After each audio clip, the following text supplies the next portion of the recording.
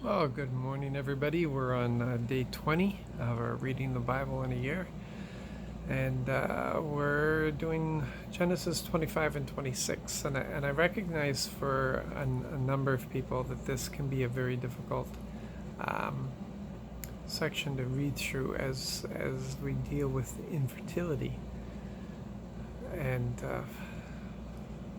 that's a hard thing because I know some of you um, have longed for children for forever. I went through that for the first 6 years of my marriage, and it's an interesting story. Um, but let's look at what the word is talking about today.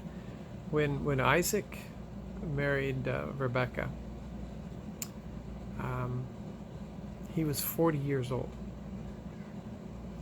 And we know what the word says is that Rebecca had just come to be within childbearing years and had not been with a man yet. So that meant she was a teenager. And so here she is marrying a 40-year-old man.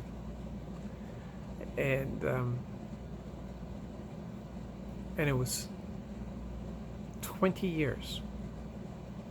So Jacob is 60. Sorry, Isaac is 60. And Rebecca's now 36. Well, that's what I figure, right? 35, 36.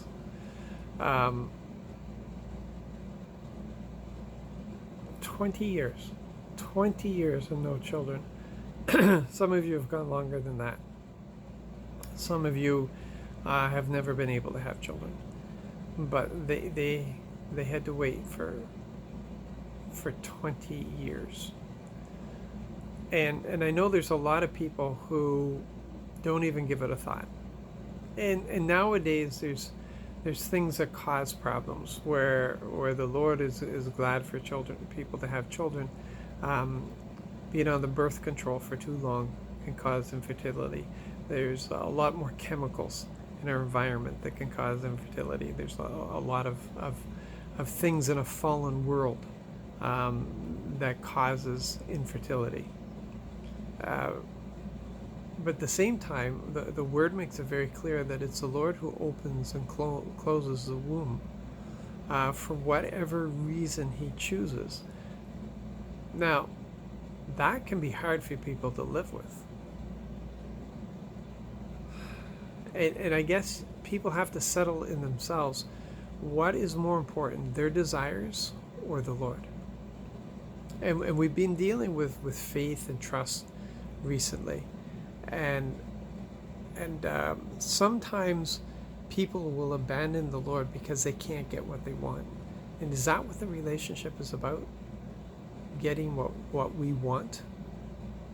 Because that just makes him a genie, a failed genie at that. And many of us will reduce the relationship down to that. The fact is that not too many people actually even consider God in the equation. And there's many things that don't get off the starting block because we don't include the Lord.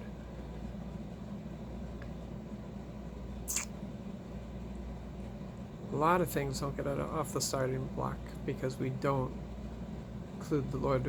Many of us are just living, doing the best, or doing what we think is best, doing what we think the Lord would want us to do, without consulting him, without talking things over with him, without asking him, without involving him whatsoever.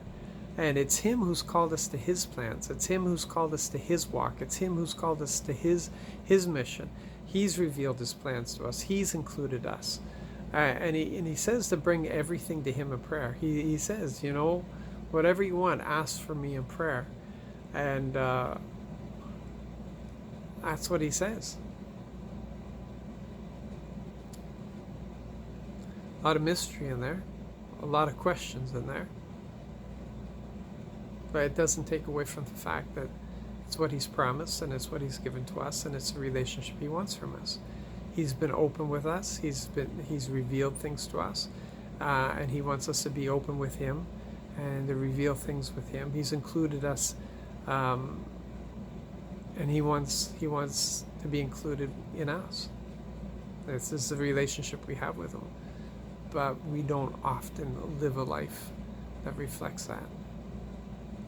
So it's something for you to consider today. Where are you with the Lord?